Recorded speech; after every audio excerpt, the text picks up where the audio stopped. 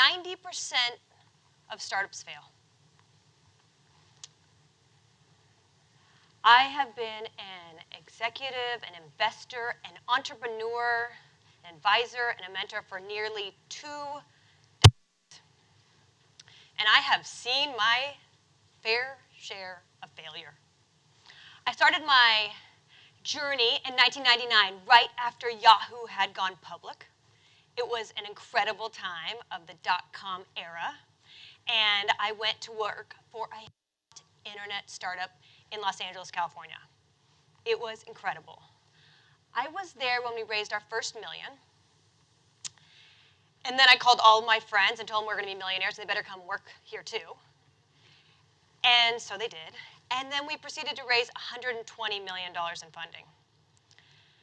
It was like being on a rocket ship, and it was the best time I had ever had. Now, granted, I didn't have a lot of previous experience, so it could have been the worst time. I wouldn't actually know, but it was incredible. This was an online storage space, a precursor to Dropbox, well before cloud computing, which didn't help our burn rate, fortunately. And our burn rate was substantial. We hired a couple hundred people, and we increased our burn rate substantially over a couple of years. And sadly, even though that rocket ship was about to take off, it definitely, the dot-com bubble burst. And the company went bankrupt. And I found myself unemployed, without a job, without a future, embarrassed, definitely not a dot-com millionaire. And I didn't know what I was going to do. I couldn't call any of my friends because I just laid them off, so they didn't actually want to talk to me. I called my parents, and they said, "I told you so, Kim." That didn't feel very good. Said, "Why don't you get a real job? This internet is a fad. Get a real job." I thought, okay, who can I call that might be able to help? Because when you hit rock bottom, it really makes you realize what you want. And I wanted freedom. I wanted to control my destiny, and I wanted to be my own boss. But given my track record of bankruptcy, it was very hard to get a loan.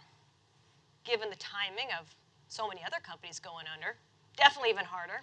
So I called the one person who I thought would make that bet, my 90-year-old grandmother. So I called her, said, "Grandma, I've got a great idea for this internet company." She said, "Kimmy, what's the internet?" Started there and tried to explain it to her, but it was very hard to explain to my 9-year-old grandma what the internet was. So we kept going, and I said, "Please, make a bet on me. I believe in this. I believe, and I have a crystal clear vision of what I wanted to achieve." And she said, "I have no idea what the internet is, but I'll give you a loan." So my grandma loaned me $10,000, and I used that $10,000 to buy a computer, a GoDaddy account, and a one-way ticket to Hawaii. Because isn't that what everyone would do with a loan from their grandmother? My nanny thought I was crazy, but she thought, "Are you going to Hawaii to learn the hula, learn to surf, drink pina coladas? What's happening in Hawaii?" And I said, "Grandma, my boyfriend lives there, and I from his apartment for free. Cost savings." So everyone thinks Hawaii sounds so rough. It looks like this, but the reality was it looked like this. This is the kitchen table that I sat at for 3 years. And did I forget to mention my boyfriend's sister and her friend live with us too? Very small apartment, and less than 10 feet away from us, they would just sit watching MTV all day, blaring it. And smoking weed, because we're in Hawaii. And the smoke would cloud my office. it helped with the ideation, but probably not the concentration. So it was an unfortunate that I could not. We're living rent-free too, so we all had a good gig. I sat at this kitchen table for nearly 3 years. In the smoke, with the MTV. And I grew that company to a $100 million digital marketing company, which I sold in 2008 to a European advertising company. And I sold again in 2014 to one of the largest telecommunication companies in the world.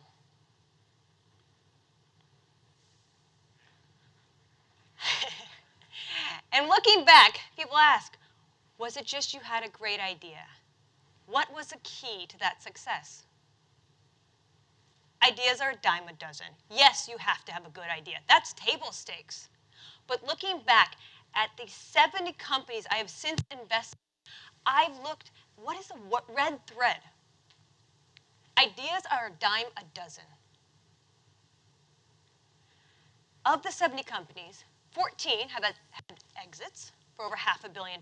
One IPO'd. And I started to think I'm onto something. The secret to success is execution. And there's 5 key traits of execution. I'm going to share 3 of them with you today. 2 of them are in my book, which I'm going to give you on the way out. First one is having a vision, a crystal clear picture of what you want to achieve, that North Star every day reminding you. I put my vision on my bathroom mirror. Sounds simple. When I went to sell my last company, I put it up like this. And I looked at it every single day. My husband thought it was crazy. It would get blown off by my hair dryer and wash down the sink, and I'd stick it back up there. But every day, morning and night, I'd look at this vision. And as many of you know, deals are very hard to get done, especially when you have the banks, the lawyers, more banks. It's a lot of people to coordinate. And timing, you have to be right on the timing too. And as timing goes on and you're trying to close a deal, it's hard. And we needed a strategic buyer. So I stopped taking a paycheck, and the company continued to try to close this deal. And over 8 months later, we sold. This is about having a crystal clear picture of what you want to achieve. That vision. But vision is not enough. You have to write it down.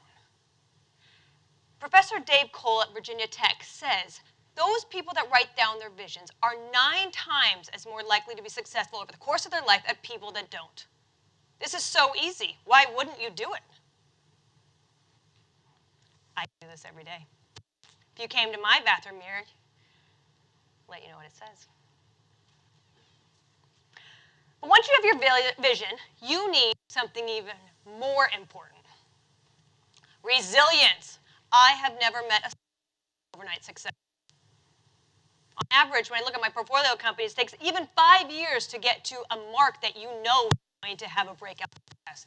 That's a long time. And there is so many things that will happen in that time. I can remember my first company. I was in IKEA, right down here in San Diego. It was a weekend, and my tech guy called, and he said, Kim, we lost the database. And I thought, hey, where'd we lose it? Should I help you come find it? Again, before cloud computing, which seems to be a theme in my history, a virus had corrupted it. And I didn't have enough money for a backup. And I remember being in IKEA in the maze of all the furniture and the dining room sets and trying to get out and not being able to breathe and thinking I saw the light, and then it was the garden center, and then hoping I could get out. It was devastating. Again, thinking my entire future was in that database. I honestly didn't know what I was going to do. And at that point, it seemed easy just to call it quits. Risk the embarrassment of calling my clients. But I'd been there before. I'd hit rock bottom. Couldn't be any worse. So on Monday I did. I called my clients. I told them what would happen. It was quite embarrassing. I obviously had to tell them I would now be investing in a database and their future was secure.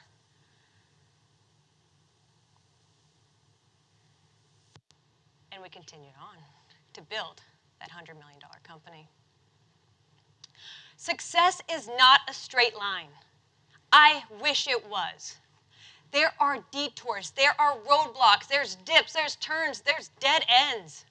And I have seen this time and time again. You need resilience in order to achieve success.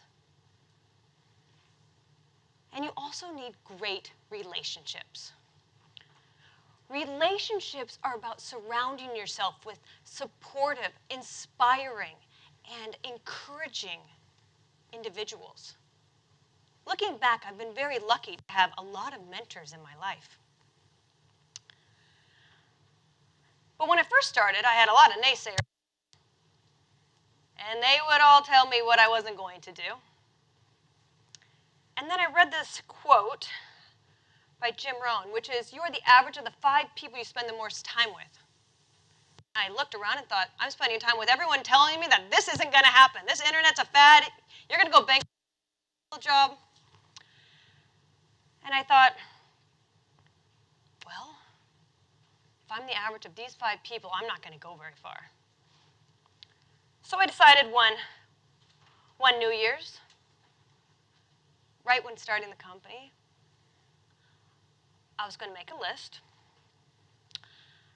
put all the 5 people down, put a plus if they were encouraging me, supporting me, and challenging me, and a minus if they were naysayers, didn't believe in me, didn't believe in my vision, and telling me I couldn't do it. And then I did what I call an audit, which is I audited them out. This may sound kind of harsh. I did not audit my parents, but it did leave room to be able to surround myself with people that were inspiring and that were encouraging me and supporting me to achieve my dreams. This has been a very, very powerful process, and I still do it today.